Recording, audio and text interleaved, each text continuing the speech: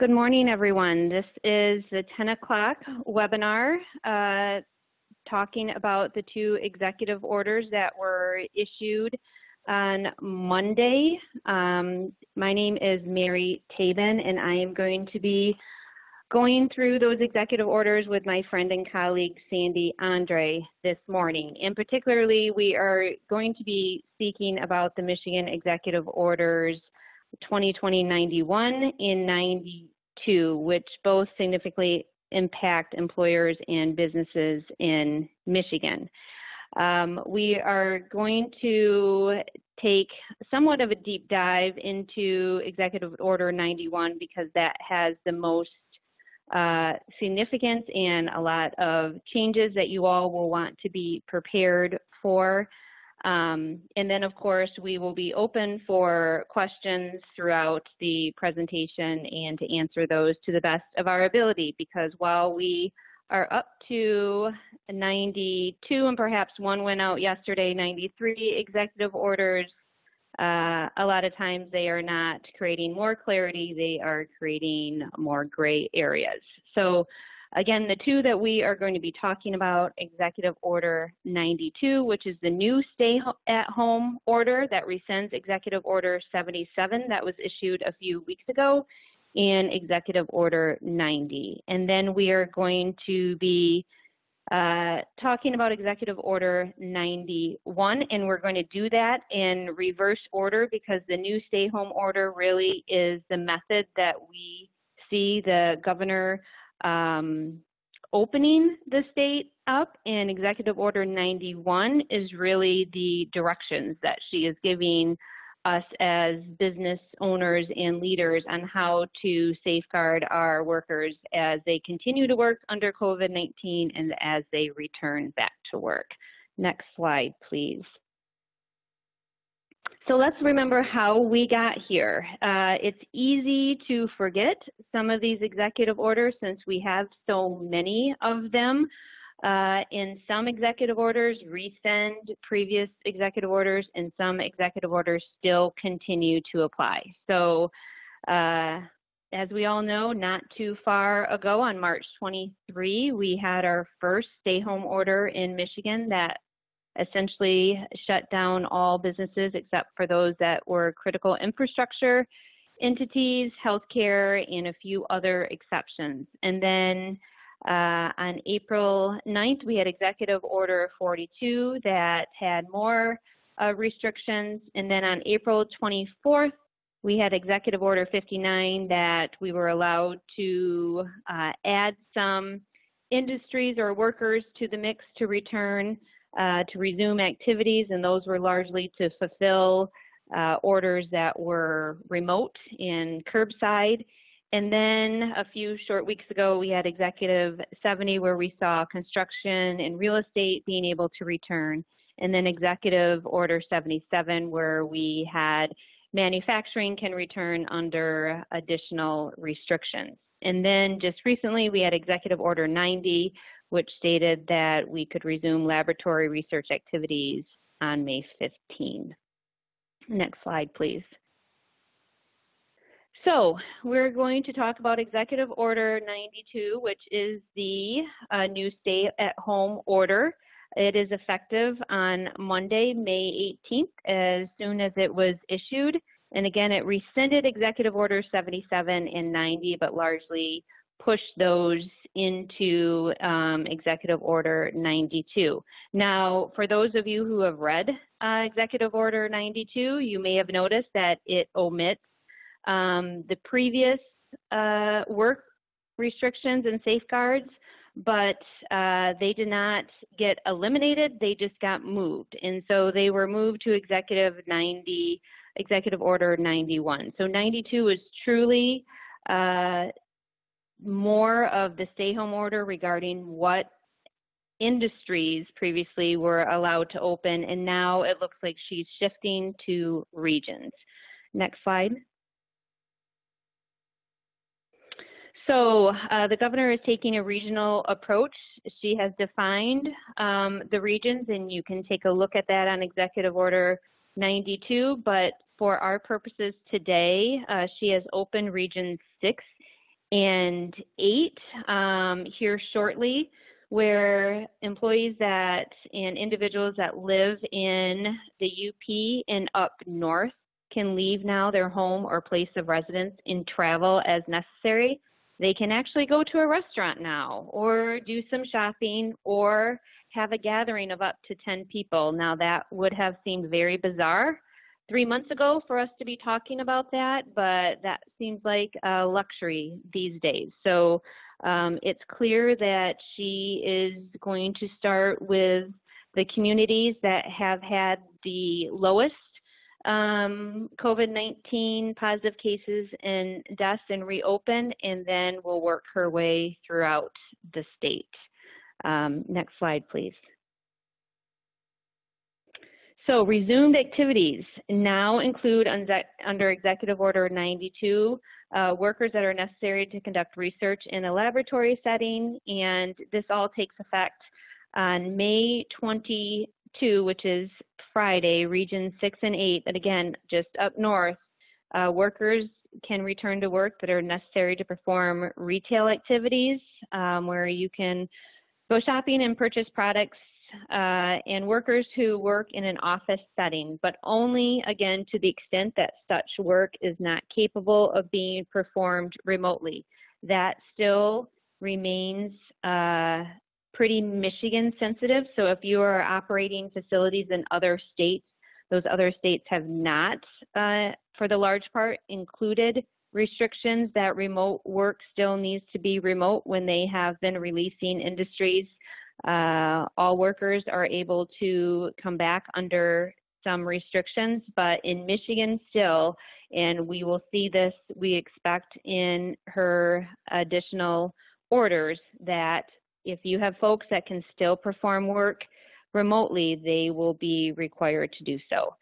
And then workers in restaurants and or bars can resume working on May 22 under restrictions. Next slide, please. And then stores open for in-person sales may continue to sell goods other than those critical necessary supplies if the sale of goods is in the ordinary course of business. So you had seen previously where the governor had restricted certain products, and those continue to be loosened. And then you must also, though, consider establishing curbside pickup to reduce in-store traffic and mitigate outdoor lines. Now, you may be thinking, well, I don't have facilities or operations in the UP or up north. Why are we spending time on this today? We really do think this is going to be the direction when she opens up West Michigan and other regions in Michigan of how she is going to operate. So this is worth having information on so that you can be prepared if and when she releases the region that you're operating in. Next slide. Now, what's new for stores that have in-person sales is face coverings. As you know, executive orders a few ago required face coverings for those that could medically tolerate it in the public. Now, an individual may be required to temporarily remove a face covering upon entering an enclosed public space for identification purposes or while seated at a restaurant or bar. So you can imagine when somebody is ordering an alcoholic beverage and the person needs to see their identification to see if they're old enough to drink alcohol, that they may be requiring folks to remove their face mask as well so that they can compare the ID to their face. Next slide. Okay, so that is what we are going to talk about for Executive Order 92 this morning, just because we have quite a bit of information with Executive Order 91 that we want to get to, and that is really the heart of what applies to all businesses now, and it's safeguards to protect Michigan workers. And so if we could get to next slide, we will begin. So Executive Order 91 is almost a one-stop shop that you just need to pay attention to that executive order regarding all of the requirements. But there are still several executive orders that are still in play that you still want to be mindful of if you're a long-term health care facility, or if you're in healthcare or food or those things, there are still executive orders that are still in play. And almost it's a one-stop shop for employee protections. For those of you who have perused Executive Order 91, it has a lot of restrictions in place and protections for employees. And it may seem like this is what we need to, our little playbook that we need to march to, but really we need to be mindful that the Families First Coronavirus Response Act is still in play for those of us that employ less than 500 employees. We still have that FFCRA obligation, as well as Executive Order 36. You may remember that order is where the governor allowed employees to essentially self-regulate themselves and to prohibit them from coming to work if they exhibited COVID-19 symptoms, they had COVID-19, or they came in close contact with someone who had COVID-19 or had exhibited COVID-19 symptoms. And remember, that is the executive order that you cannot terminate or discipline an employee for their failure to support what they are saying regarding their medical condition by a doctor's note. They do not need to provide that. So we just want to keep that forefront in mind, that that executive order is still definitely enforced and fully in effect. Next slide. Okay, so Executive Order 91 was issued along with 92 on Monday, and it reaffirms largely what the worker safeguards from Executive Order 77, but deviates in quite a few meaningful ways.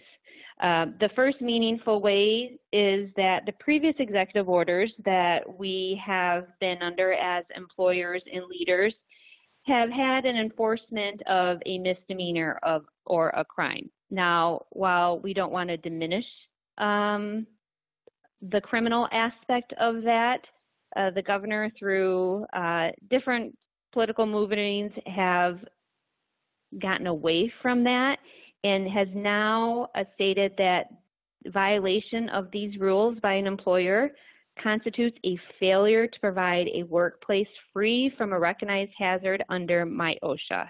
Now, that may seem like a small shift, but it could have potential significant consequences. So for our employees, it may have been, and certainly was, a foreign concept to call the police on your employer. It's not a foreign concept for employees to contact MIOSHA or OSHA regarding a safety violation. And so that is something that will be much more comfortable for employees to complain regarding, and MIOSHA has significant penalties that they can impose on us employers, from fines to postings to literally shutting down a business. So the enforcement component is definitely different and more significant in our opinion. Next slide, please. Okay, so let's get to the nuts and bolts of Executive Order 91. For those businesses that have not operated yet, this is going to be perhaps something that is new, but for those of us that have been operating, you may have already established it. But regardless of where you are in your operations, by June 1, or within 2 weeks of resuming in-person activities, whichever is later, you as an employer must have a COVID-19 preparedness and response plan. And that plan must consist with the recommendations and guidance on preparing workplaces for COVID-19 that was developed by OSHA. And it is available on OSHA's website, but you must have a plan developed and tailored towards your facility, and it must be readily available to your employees, labor unions, and customers. And so a question that we have been getting frequently is, does that mean we have to provide it to our employees? Do we have to hand this out? No, but we just need it readily available. So we can't have it under a locked key and drawer and then the only person who has the key gone. We have to have it readily available if somebody wants to see it. So whether that's on your website, whether that's in hard copy, however it looks like in your facility, you want to make sure that you are compliant with that written requirement. A new requirement also, as it applies to all businesses, regardless of what industry you're in, is that you need to have a worksite supervisor to implement, monitor, and report on your COVID-19 control strategies developed under your COVID-19 preparedness and response plan. So you may think, okay, we've already designated someone in our preparedness and response plan, so we'll just designate that person. You want to be careful in your rush to do that because the person or persons, it can be more than one employee, must remain on site at all times when an employee is present at your facilities. So that means if you have a facility that you operate for second, third shift, you need to have someone that's designated as a worksite supervisor during that. If you have somebody that comes in late and generally works by themselves, that is going to be an issue that you're going to have to wrestle with regarding implementing a worksite supervisor for that. The good news is that any on-site employee can be designated to perform this role. It does not have to be a supervisor, so you don't want to be thrown off by the label that is a supervisor, that the employee must be labeled a supervisor. So for those of you who already have a safety supervisor or a safety coordinator, think of this work site supervisor as someone like that will oversee and implement and make sure that your control strategies that are discussed in your plan are actually coming to life in your facility. Next, please.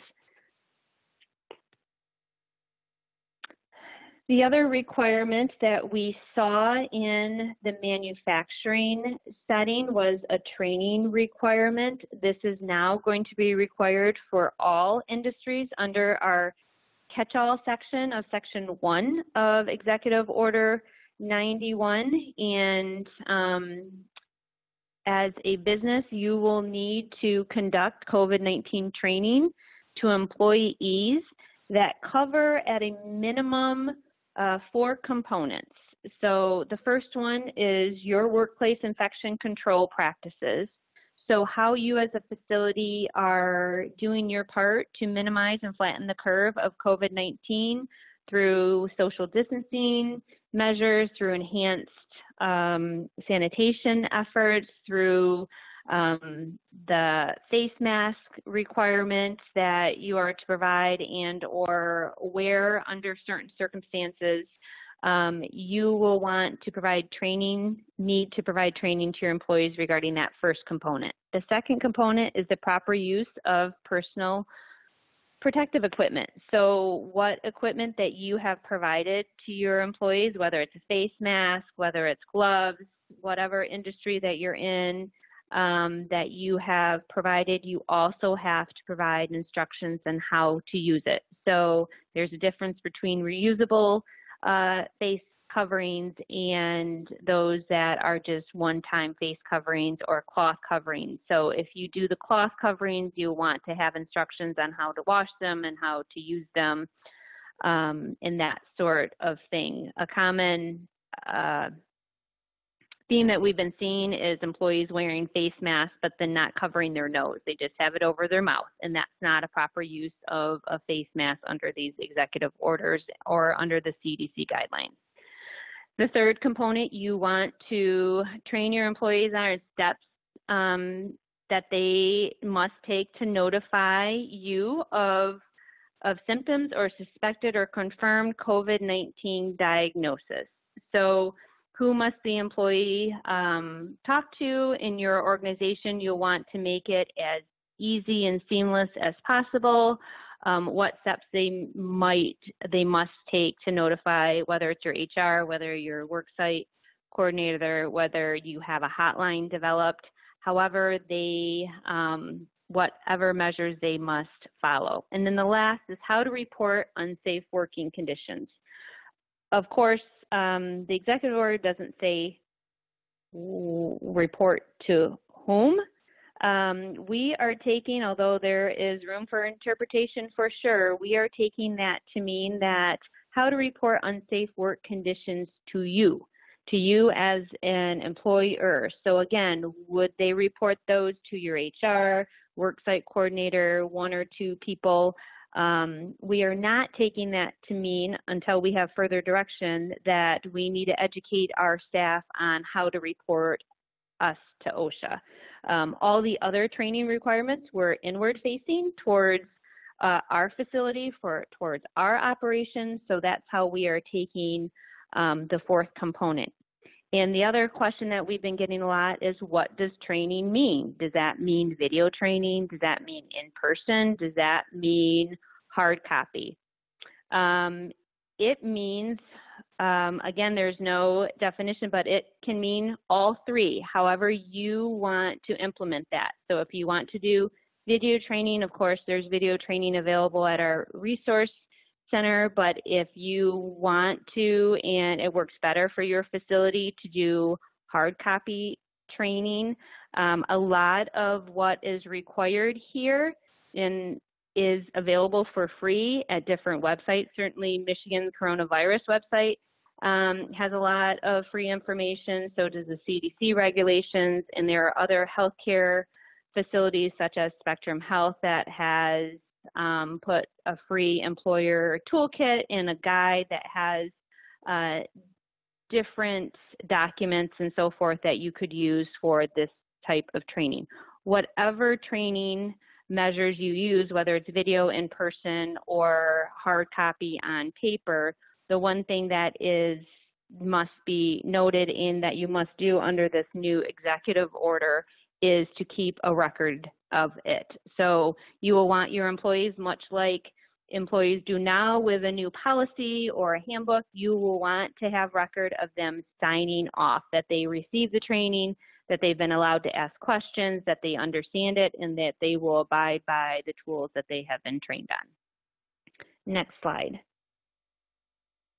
Okay, another component that is new to all industries now, and this may not be new for folks that have already been doing self-screening that are in manufacturing and or construction, but all employees or contractors now, we are required as a business to conduct a daily self-screening protocol for those types of individuals, employees or contractors entering the workforce, including at a minimum a questionnaire covering the symptoms and suspected or confirmed exposure to people with possible COVID-19 symptoms.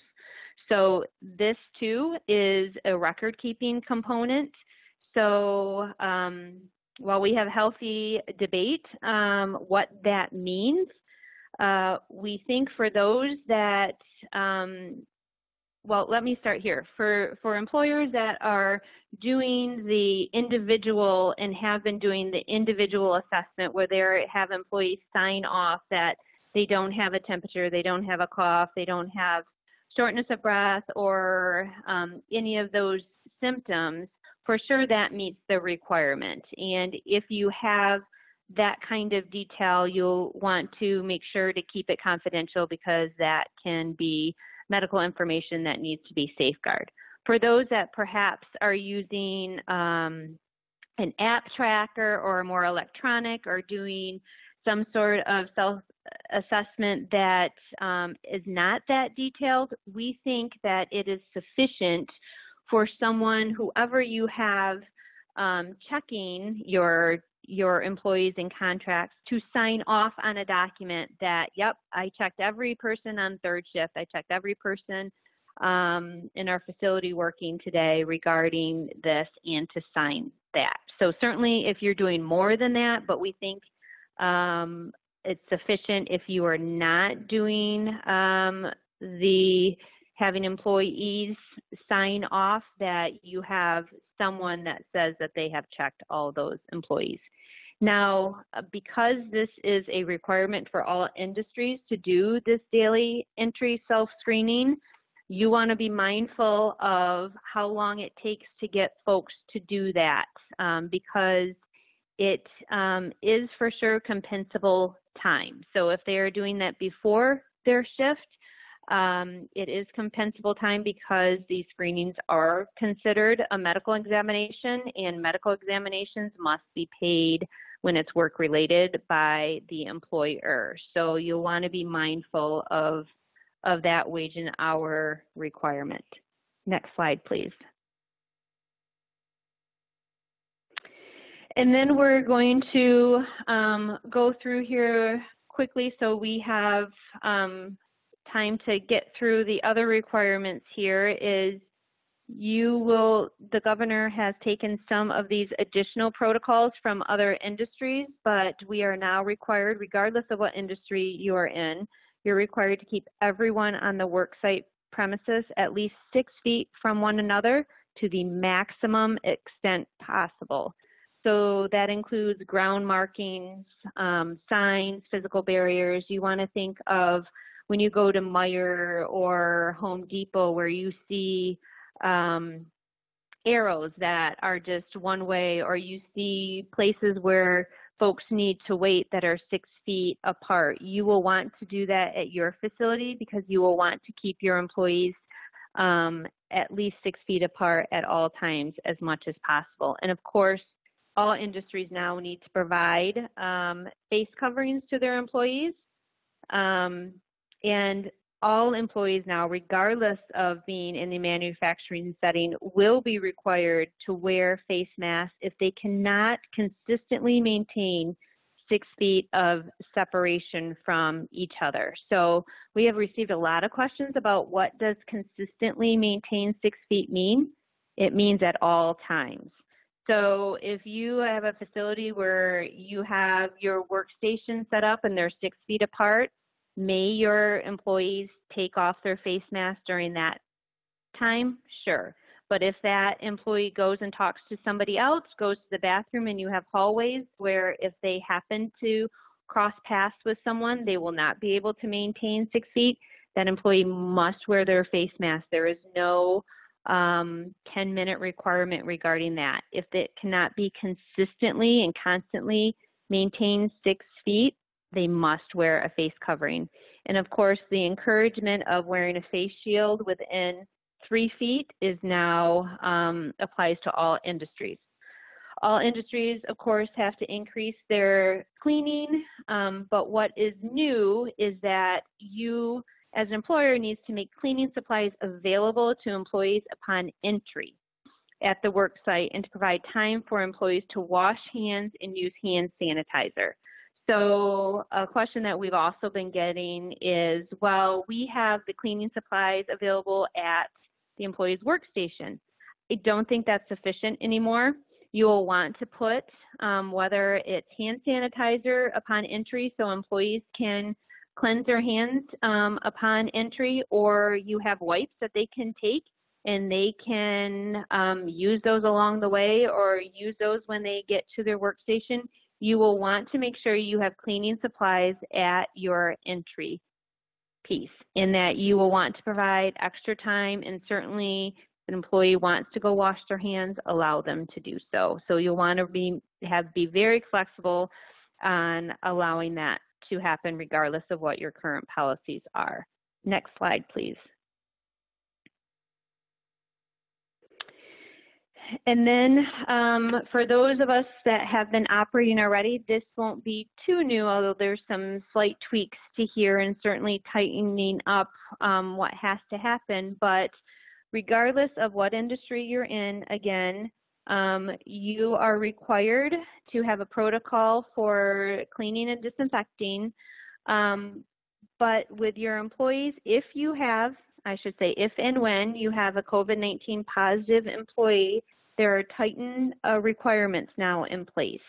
One, you need to have a protocol for what happens after you have a COVID-19 employee positive, and within 24 hours, this is new, within 24 hours, you must now notify the local public health department. That was a maybe before because the thought was healthcare providers were doing that for their patients, but it's now clear that requirement also falls on the employer. And you must, within 24 hours, notify any coworkers, contractors, or suppliers who may have come in contact with the employee with a confirmed case of COVID-19. Now, this is significant because it no longer says come in close contact, where before employers would have a requirement that if your employees or contractors came in close contact with an employee that tested positive for COVID-19, you had notification requirements. That has been loosened to just may come into contact. And that is large. May come in contact, could be, and probably is your entire workforce. And so that surely does cause some heartburn of thinking, well, I don't really want to notify my entire workforce. That will create fear in my employees. But we would encourage you to think about doing that because remember, during this pandemic, the main thing that you want to do is not only show good faith compliance with all these ever-changing requirements, but you want to communicate with your employees. You want to show your knowledge about COVID-19 in that you are dedicated to creating not only a safe work environment, but making your employees feel safe. So if you communicate to your employees that if you have a COVID-19 and you communicate to all your employees, sure, that will create a dust up, but they will come to recognize that you are being transparent with them, and they're going to get that information regardless, whether it's rumor mill or whatnot. And it's better for you to control that message than for them to hear it from their employees. So we do think at this time that you should notify all of your employees because that requirement of may have come into contact is so broad. And in this, you need to keep good record keeping on this, and you'll want to communicate to your employees. So if you don't have a proposed notification of your employees, connect with your lawyer or your resource, or you can connect with the resource center, but you'll want to have that prepared to be able to have that ready when you do have a COVID-19 positive. Next slide.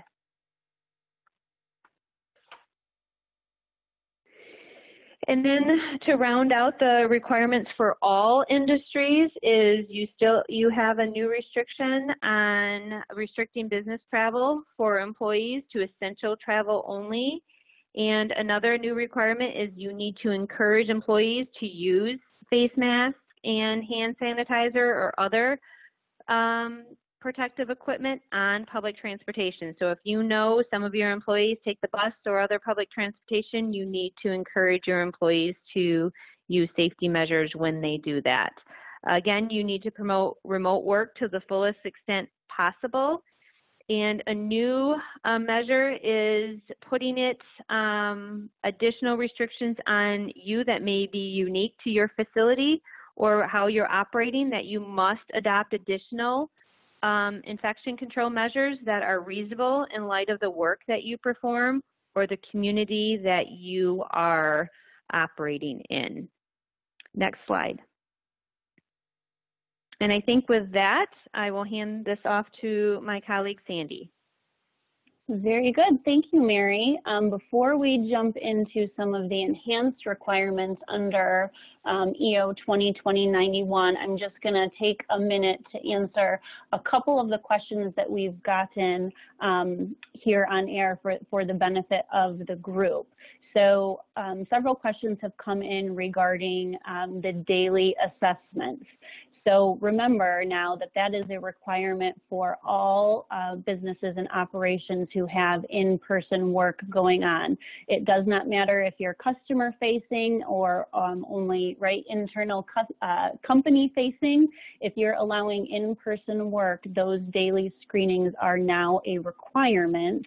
The temperature taking piece, remember, is a little bit different. Some of that is specific to industry, but for the broad group, that screening protocol needs to minimally include the questionnaire covering the symptoms. Next question, talking about positive case protocol, some questions about that. Are we allowed to let staff know who tested positive, either staff or customers, why or why not? No, we do not recommend that you inform your workforce who has tested positive for medical privacy reasons, right, under HIPAA. We don't want to be doing that. Certainly you are fine to report that individual's name to local public health officials and government officials, anyone you're working with on that, from that standpoint. But in terms of other staff, no, we wouldn't want to do that. So as Mary indicated, kind of a couple levels of notifications, right? So the first notification is probably facility-wide, talking a little bit about, we've had an individual who has tested positive here in our facility, here's the steps we're taking, so on and so forth, but maybe then more specific communications to those who you have identified as being in close contact with that person, still not releasing the name, okay? Again, going back to talking about the daily symptom check and some of that record keeping requirement. So remember, we talked about if you're not handing out a physical questionnaire and collecting those, attestations can work, but some documentations. Next question, is it required by law or OSHA regulations to take employee temperatures every day and do the daily symptom questionnaire? So the daily symptom questionnaire is now a requirement under Executive Order 91 broadly. There are temperature requirements for specific industries or specific workplaces, and we'll talk about those in a little bit. But those are now, depending on the industry you're in, right, they are now required by executive order. And as Mary mentioned at the very beginning, these executive orders, particularly 91, where those requirements live, are now have the force and effect of regulations and are enforced right under that general duty clause by MIOSHA. If you remember way back when, 2 months ago, when all of this started, we talked about what OSHA regulations kind of tell us what to do in the case of a pandemic. Where do we turn? Where do we look? And at that time, we talked about, well, it's the general duty clause that every employer is required to provide their employees a workplace free from recognized hazards, right? So now Executive Order 91 is saying, hey, a violation of one of these requirements kind of is a de facto, right, a finding, right, that you are not in compliance with that general duty clause. So that's kind of how that runs together. And then one more question here, just quickly on the preparedness and response plan. The plan is due to be available, right, to that broader group, employees, labor representatives, so on June 1st or within 2 weeks resuming activities, right? So if on June 1st you're still not back to any in-person work, you don't need to have a plan available for your folks on June 1st. It's within 2 weeks of resuming. So that is where we go with that. So now let's go ahead and jump in and take a look at the enhanced requirements. So first, let's go ahead and talk about outdoor work. If you remember, right, from the previous executive orders, and it's kind of why we listed them in the very beginning, all of these specific in-person work safeguards lived in those executive orders. So remember, Mary said those have all been pulled out of the general broad stay-at-home order, and they now all live in 91 generally, right? So if we look at outdoor work and we remember it was Executive Order 42 that opened up that resumed work activity. So the good news here is if you fell into that category way back when in 42, there's only one new requirement for you. All the rest have stayed in terms of industry specific, right? You now have to do all the things that Mary just got done talking about, but in terms of something additional that's specific to your industry, you're now required to provide and require the use of PPE such as gloves, goggles, face coverings, or face masks. So that's a new requirement. The require piece is what is different there. So that's really good, good news. One new requirement for outdoor work resumed activities. Next slide, please.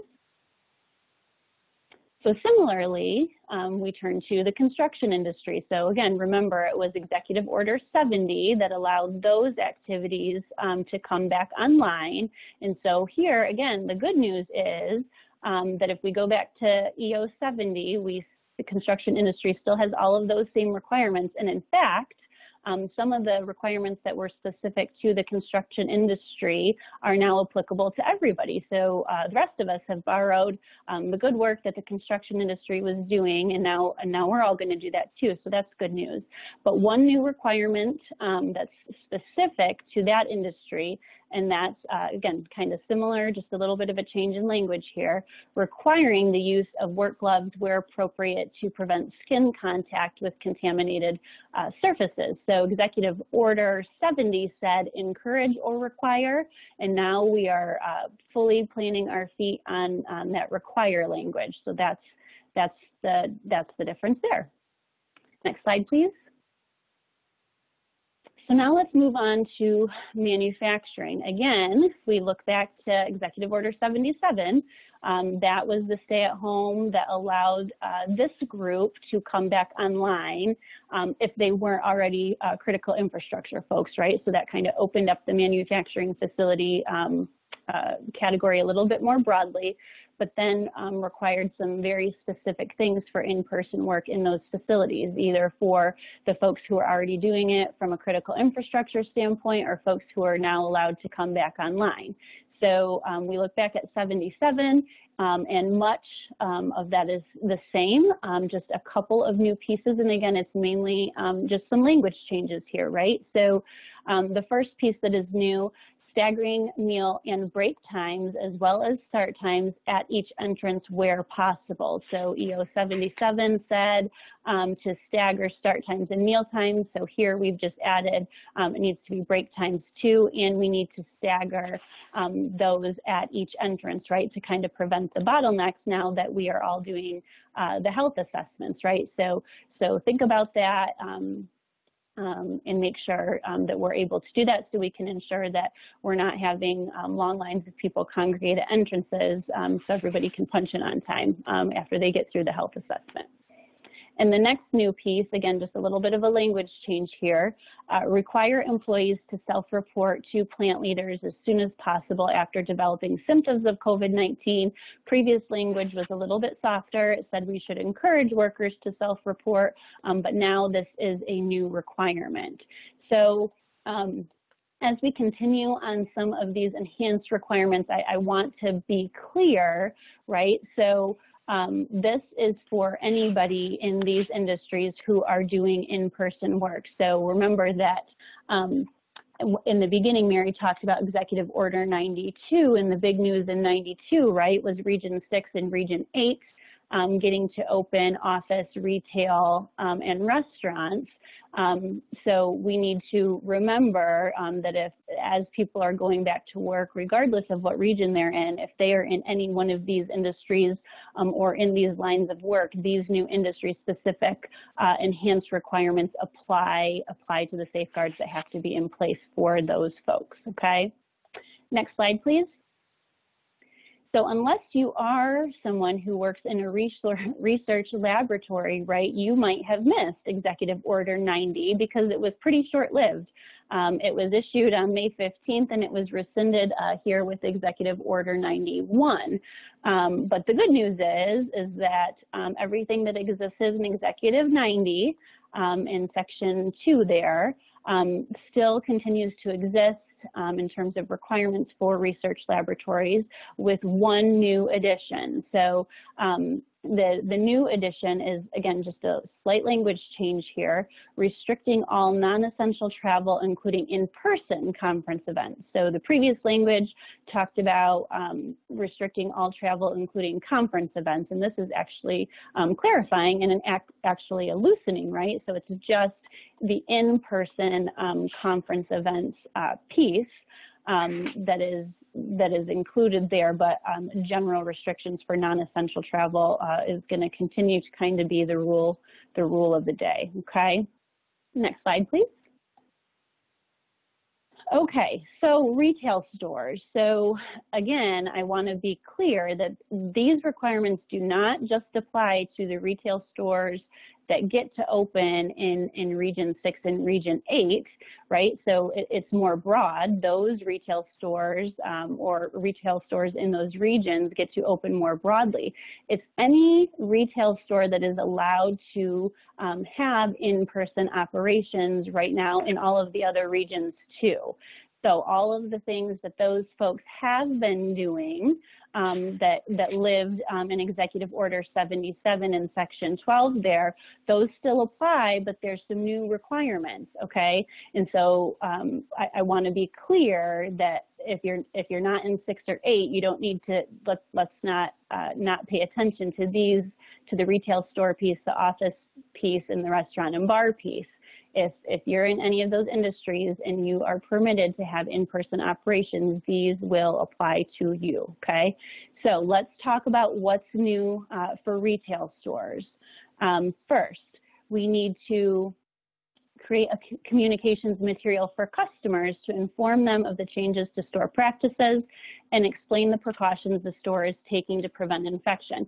So maybe I should back up and say, the good news with some of these enhanced requirements, although they have not been required until now, just, you know, colloquially, as each of us have been doing the limited in-person things we've been doing, we can see that many folks who operate in these industries have already been doing these things. So the good news is some of the things you've already been doing because it was a best practice, might not necessarily be something new to you. It's now just required. So I'll just pause right there to say that, because certainly you may already have some of these communication materials available for your customers, such as posting signs at store entrances, reminding customers of their legal obligation to wear a face mask, remember, right? So under the general stay-at-home order, we've got that face covering requirement that talks about enclosed public spaces, right? So that's places like the grocery store, so, or, you know, wherever I'm going, you know, to pick something up, or those retail areas that are allowed to stay open. So that's still a requirement. So certainly I have seen these signs already posted, but now it is a requirement. Similarly, posting signs at the entrance, letting customers know that they are not permitted to enter if they are or have recently been sick. Again, some of these things we've already been doing, and that's good news. Next slide, please. This executive order now is also requiring us to be intentional about our space design, right? So design spaces and store activities in a manner that encourages employees and customers to maintain that 6 feet rule, right? So whether that be visual cues or different things, thinking about that and how people shop, and, you know, one-way directions up aisles and things like that, all of those pieces now being intentional about that to provide that opportunity to the greatest extent possible. Second, here on this slide, installing physical barriers at various places. So checkout or other service points those points that require interaction, right? We can't get away from that person-to-person interaction in all situations, but where we can't, we need to start to look at physical barriers, such as plexiglass barriers or sneeze guards, even tape markings or separations by tables, things such as that. Certainly now required to establish enhanced cleaning and sanitizing protocols for high-touch areas. So if you've got restrooms and credit card machines, keypads, counters, conveyor belts, shopping carts, all of those pieces that are high-touch, you need to have a protocol in place and be following that protocol, right, that talks about what you're doing to step up cleaning and sanitizing in light of the pandemic. Next slide, please. So retail folks, you now have a training requirement, okay? So part of that looks like we need to be talking to our employees and training them on what appropriate cleaning procedures are in this new world, right? In the new world, when we are now getting to reopen, and so here's what those procedures are, and that needs to include for your checkout folks, your cashiers, what the expectation is for those folks to be cleaning between customers, and then providing training on how to manage symptomatic customers upon entry in the store. So certainly that requires some training, making sure obviously your employees recognize the symptoms, right, of COVID-19, and then developing some kind of protocol for how we limit symptomatic folks from coming in the store. Now, this next requirement is a little bit different, right? So a little bit different than the general requirement. So I just want to spend a couple extra seconds here. So remember, the general requirement, we had the positive test protocol where when we were informed that an employee had tested positive, there's some things that we need to do in terms of notifying the rest of our workforce. So here in retail stores, it's a little bit different and it's broader. So this is really important. So retail store employers, you are now required to notify your employees if you learn that an individual, so that's an important distinction, so that includes a customer or a supplier with a confirmed case of COVID-19 has visited the store. So if we step back here and go, oh my gosh, you know, how am I to possibly know that? So hopefully, right, whether you come to know that kind of colloquially or you learn that through public health official folks, right, doing some of that contact tracing, saying, okay, positive, confirmed case individual, where have you been, and all of those pieces, that may be an avenue that you may come to know about this. And so what are you to do? So certainly, if you remember that Mary talked about the notification that has to happen within 24 hours if it's an employee, and we recommend notifying the entire facility or the entire workforce at that point, piggybacking right off of that document to say, hey, employees, we've been made aware that an individual who's visited our establishment has tested positive, and then talk about all the things that you're doing to either do further outreach to folks who may have been in a close contact situation with that individual, or the enhanced measures you're taking to keep the workforce safe. So that's an important distinction that's important to recognize. And then, of course, limit staffing to the minimum number necessary to operate. So even though, right, Region 6 and Region 8, you get to open retail stores, this is not just like Mary was talking about in terms of different areas where remote work where possible is still the requirement. Similarly here, right? So still needing to limit staff to the minimum number necessary to operate. So that's important to recognize as well. Next slide, please. Now let's talk about offices. So the first bullet point here, everything is new, right? Because generally the only folks that this offices generally haven't been an industry that has had specific requirements before. So these pieces are all new. And now we know, right, Region 6 and Region 8 get to reopen offices. But it's also important, again, and I feel a little bit like a broken record, but I want to be really clear here. So folks who have been working in person in offices thus far, right?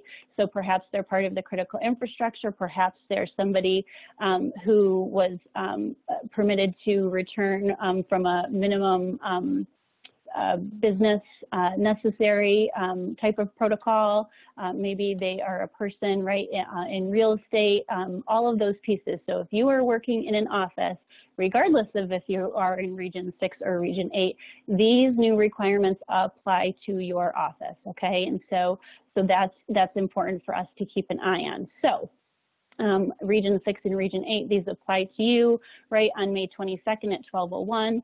For the rest of us, in theory, these became a requirement as soon as the executive order went into effect. So, but we recognize, right, generally there needs to be some reasonableness here. We can't do everything with the stroke of a pen, like a light switch, right? So, but we definitely need to be moving quickly to make sure these things are in place. Do not wait until you are the lucky region that gets to open up your office more broadly to put these in place. That's not what this requires, okay? So let's talk about now what these enhanced requirements are for offices. Assign dedicated entry points for all employees to reduce congestion at the main entrance, right? So this kind of goes back to, hey, looking at your workforce and maybe staggering start times again, maybe staggering entry points, all of those pieces, but making those assignments so that, at 10 minutes to 8, everybody's not trying to jam in the one main entrance. Because that's definitely going to be a bottleneck generally, but now you've got to do the health assessments, and that's going to cause a problem there as well. Provide visual indicators for appropriate spacing for employees outside the building in case of congestion. So again, we talked about, right, the health assessments, and so that's going to take some time. So perhaps, like we see, outside the grocery store or at the checkout at the grocery store, some of those visual cues that say this is 6 feet, from the dot in front of you, thinking about things like that, cones, anything, whatever those need to be. Taking steps to reduce congestion and to ensure effectiveness of screening, right? So taking those first 2 bullet points will help you achieve number 3 for sure. And then reiterating the face covering requirements, right? So requiring face coverings in shared spaces, including during in-person meetings, in restrooms, and in hallways. That's important. Next slide, please. Increase distancing between employees by spreading out workspaces, staggering workspace usage, restricting non-essential common space, providing visual cues. So maybe some of you have seen with respect to elevator capacity, either signs in the elevator that say, please limit passengers to 2 per route or 2 at a time, or tape on the floor of those elevators. These are the things that we're talking about. Even as you look at shared equipment like fax machines and copy machines, think about some of the things that you're going to do to kind of minimize the congestion points there. Turning off water fountains. Certainly we know, eyes, nose, mouth are entry points for the virus, and so that certainly makes sense to limit touch points there.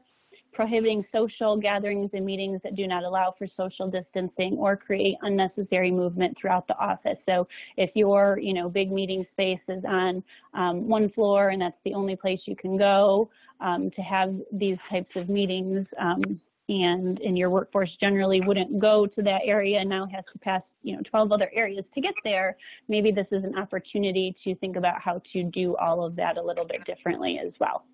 Next slide, please. Similar to some of the general requirements, right, we need to be providing disinfecting supplies, but here we also need to put in place procedures to require employees to wipe down their workstations at least twice daily. So you need to think about what your protocol will be to obtain those supplies and to communicate those requirements to your employees and to provide them staff to do so. Posting signs about the importance of personal hygiene. Again, that may be something you are already doing. Disinfecting high-touch surfaces in the office and minimizing shared items. Again, I would guess that's something from a best practice standpoint you may have already been doing.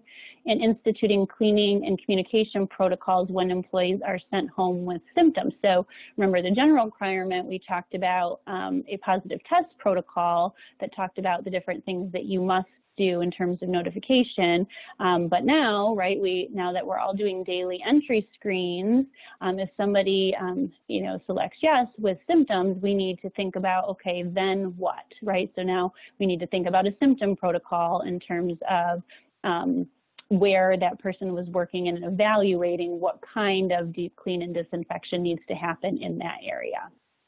Next slide, please. Similarly, similar to the retail requirement, right? So a little bit broader than the general, we need to put in place a protocol to notify employees once we learn that an individual with a confirmed case has visited the office. So if we have clients and customers, if we're, that we have a public face to our office and those folks have entered, we need a protocol in place for notification there. Certainly now a requirement to suspend all non-essential visitors and to restrict all non-essential travel, including in-person conference events. So the travel piece is very similar to the resource laboratory piece. Okay, next slide, please. Now let's go to restaurants and bars. And again, for those who, most of those, right, have been closed. But remember, we've got these requirements here that are now living in this executive order. But if you are also a food selling establishment, you have requirements under Executive Order 71. And so you want to make sure that you are compliant with both. So let's quickly take a look at what Executive Order 91 requires. So first, we need to limit capacity to 50% of normal seating. We need to require 6 feet of separation between parties or groups at different tables or bar tops.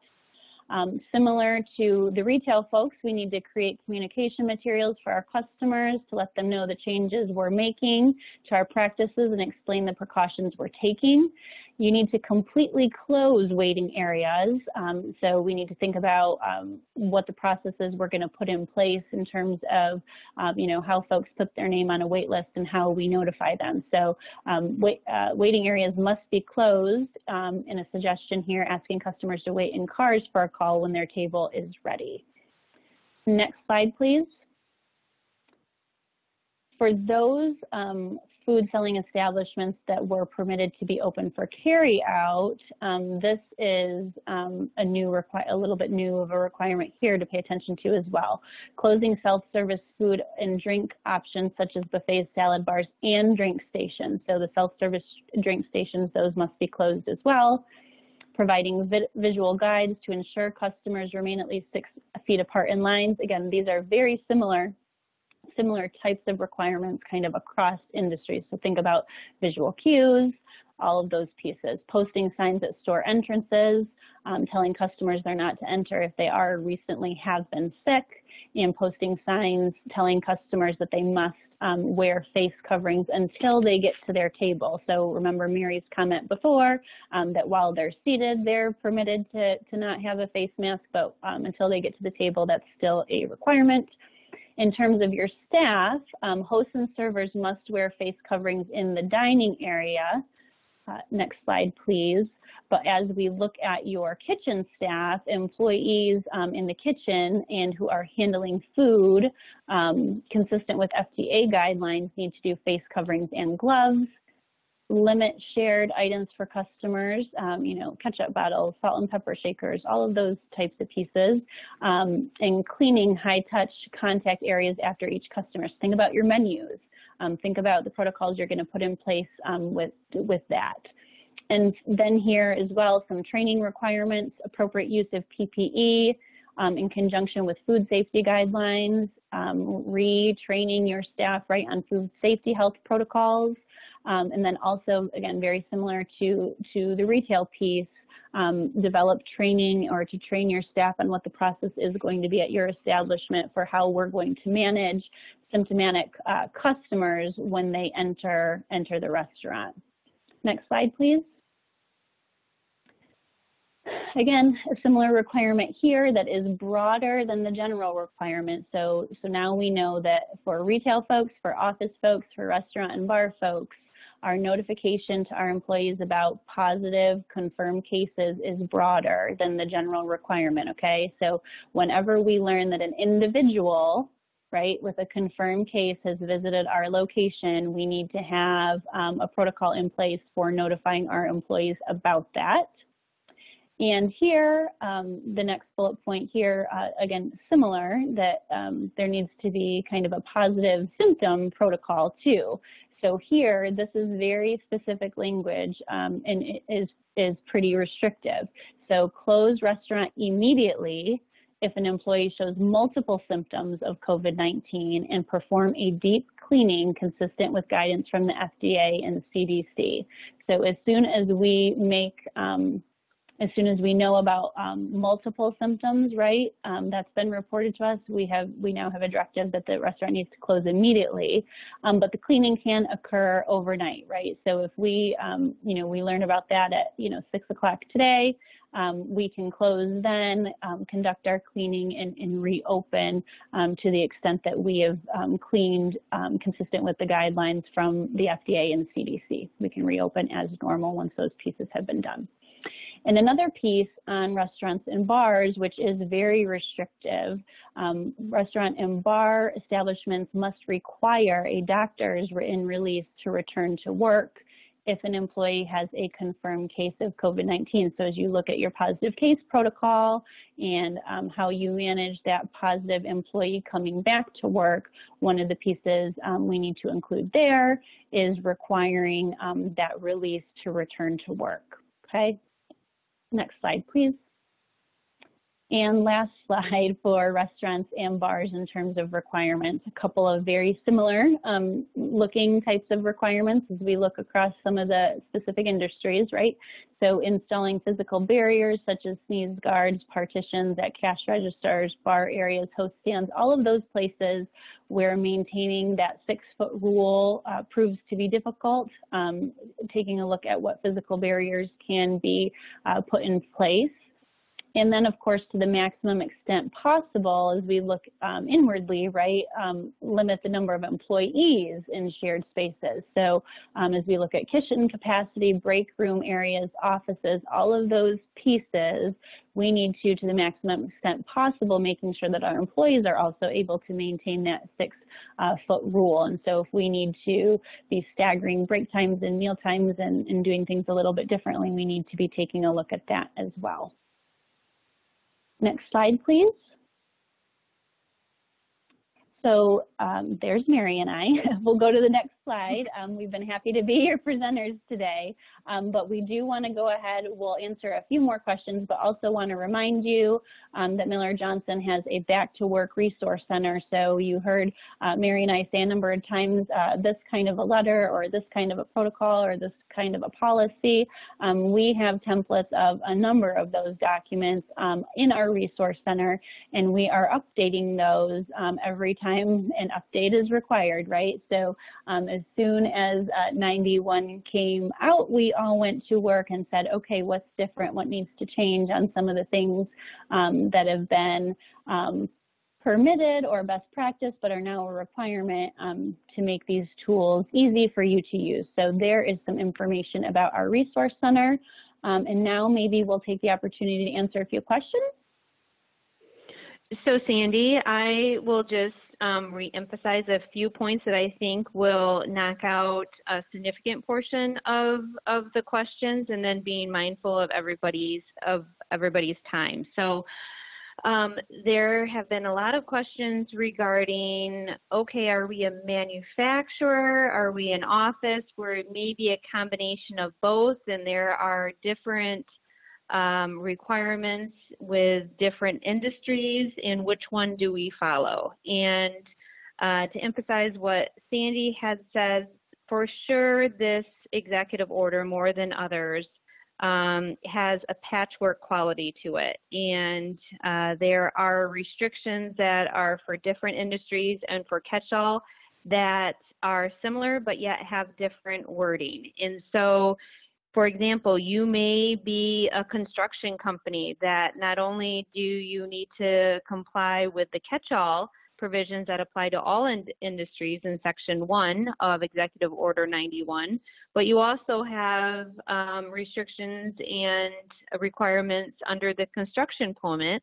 And if you have a manufacturing piece to it, such as your manufacturing trusses, you would also need to comply with the manufacturing. And of course, almost every employer has an office setting, and so you may very well find yourself needing to comply with 4 or 5 different broad categories of restrictions. Now, obviously, perfect compliance with all of that is darn near impossible, but you will want to make sure that as much as you can within your facility to be able to demonstrate good faith compliance with all of the requirements that arguably apply to your business. Another question that we have was, again, asking about what certain restrictions need to be recorded for record keeping. And under the catch-all, Section 1 of Executive 91,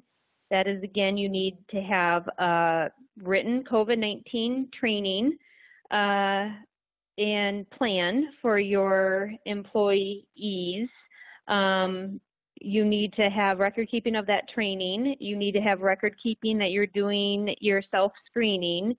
And you need to have record keeping of identifying your employees in the health department of a confirmed case of COVID-19. Now, there were some questions about what about cleaning? Do we need record keeping for that? That should be in your written COVID-19 preparedness and response plan, which is another record keeping. So, because you need to have a written plan. So, and again, you will want to, even if something is not required for record keeping, for example, your efforts to obtain cleaning supplies and you haven't been able to get one, or if you're a manufacturer and you need to conduct temperature testing and you haven't been able to get a touchless temperature, you'll want to have good internal notes to show that you have something on order or that you've attempted to get things, so that if you do have an OSHA knocking on your door, that you're able to show good faith compliance with that. With that, I think we covered the majority of the questions considering the time that we have. Sandy, did you see any other questions that we should highlight at the moment? Not necessarily a question, just a reiteration. So if we remember at the very beginning, there are some industries that have more strict requirements that are contained in other executive orders, so it's important for you to be mindful of those. But additionally, remember that depending on where you are located, your county or regional public health authority may have requirements for in-person operations that are more strict than this executive order. For example, when the temperature checks are not generally a requirement in the daily assessment for all of us under the executive order, but your local public health department may have a requirement that temperature checks are required. So just wanting to make sure that we keep in mind a couple of the different places that we may need to look in terms of figuring out what we need to do at our workplace. But that's all. So with that, thank you very much for joining us. Absolutely. We bid you a good morning and have a great rest of your day.